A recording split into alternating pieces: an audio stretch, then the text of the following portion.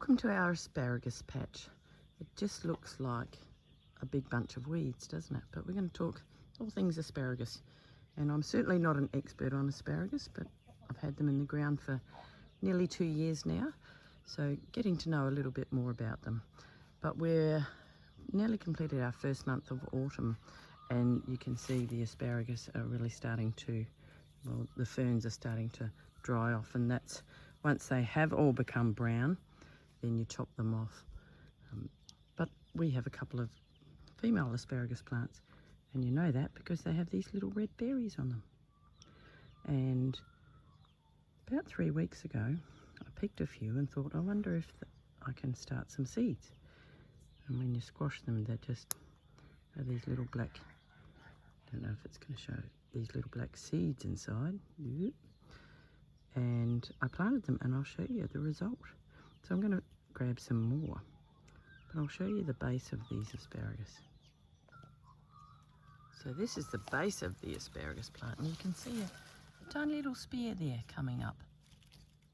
It's a very skinny one, but you can see the base. You can see how they look like asparagus. So if you don't pick them, they grow into these asparagus ferns, and they are just massive. They are taking over the whole bed. Look at these beautiful zinnias too, self-sown. They're gorgeous, and enormous amounts of volunteer tomatoes. But so yeah, once we've seen that they're all dried off, we'll chop them right down to the ground, and then we'll cover them fully with mulch. Last year we didn't mulch them well enough, and they started coming through in the end of winter. They're supposed to come up in spring, but they started coming through in winter because we had some nice days. But if there's a frost, the frost just kills them. They just go all mushy. So we've got to work out a better way of covering them so that we can have a good meal. This year we're going to have a few of our crowns in there that are probably around 3 or 4 years old, so that we should be able to harvest most of those. Oops. It's Arnie chasing the ladies. So yeah, looking forward to some good asparagus this year. But we'll just work out a better way to mulch them so that we have to probably go out the night before we know it's a big frost and cover them, or whether we just keep them covered all the time until spring. You know, we'll work that out. But I'll show you the little seedlings that have grown. So these are the seedlings I planted around about 3 weeks ago. They look like tiny little pine trees. So I planted each of these trays out with just one of the little red berries, like that. I just squished them out, and a pretty good strike rate actually, and most of the berries have 3 seeds in them, so a few of them you can see have come up with 3 little plants. So I'm going to plant some more today. I've got a little tray. I'm just pricking out some lettuce plants at the moment too. So with the little berries, excuse my dirty fingernails, I just squish them out, and because they're these little black seeds, and put them in the seed raising mix. Doesn't matter if the coating's there as well. And we'll do that. Don't plant them too deep because they're not a very big seed. So if the seeds are too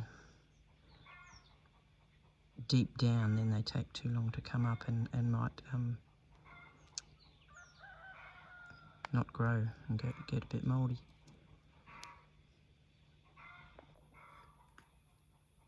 That's probably a better shot of the little black seeds. So yeah, just pop them in there, cover them up, give them a light water, and wait till they come up. So I'm going to have quite a few little asparagus crowns eventually, which will be nice because I'll be able to give some away. And yeah, then we're going to start another asparagus patch. Why not? If you have the room, why not? Because there's nothing like fresh asparagus. And the asparagus we did pick last year that grew was just so delicious and really nice, just raw actually. So I'll keep you up to date of how that goes, and then I'll put this together once we're pulling the or chopping down the asparagus as it gets a little bit colder once the frosts start, and mulching it to see what it looks like. We are now 2 months on from the previous video I took, and you can see the asparagus now really dried off. There's one that's still a little bit green, but it's time to cut these ones back. So I'm going to make a start on this today. It is the last day of autumn today, winter tomorrow, and we're predicted to get some rain in the next few days, so I thought I'll come and do this now while I've got a chance. There is all sorts in this garden. There's the asparagus, but some kikuyu, some strawberry plants. It's not easy to work out which is the asparagus, but I think this is my first one. So I'm just going to chop them all off at ground level. There's even a raspberry growing in there, so that's going to have to come out. And pull out all the kikuyu. Right. So I'll just keep going, and I'll do this for everything. This could take a while. I'll show you what it looks like when I'm finished. I'm amazed at how many strawberries have survived under there, lots of weeds.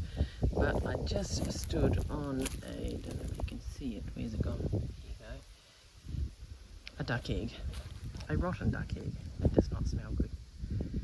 We're over halfway. All the asparagus are now chopped down. It's amazing what you find. And as I said, the strawberries are growing well.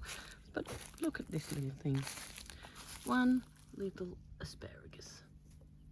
Some comfrey I'm going to leave there. There's a mint bush there as well. There's a couple of raspberry plants that have decided to grow there, but also in the back there's some raspberries on this bush.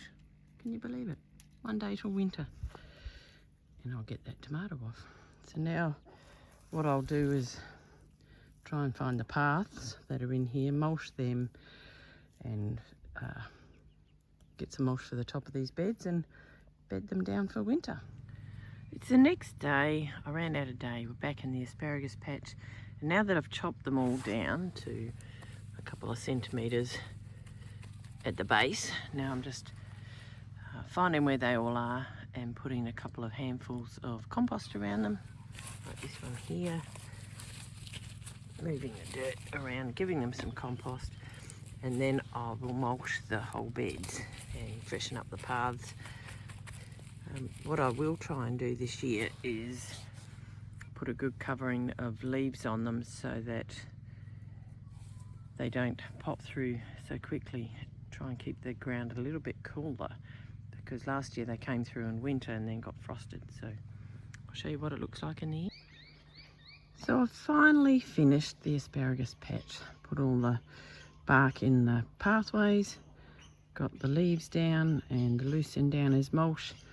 So hopefully that will keep it nice and winterized, but it's taken me 2 weeks to finish this video because it started raining and then just things got busy. But in the meantime, look what's popped up. This is not supposed to happen. Can you see that little asparagus there? It's popped up. I'm not sure what I do about that when they're coming up at the wrong season.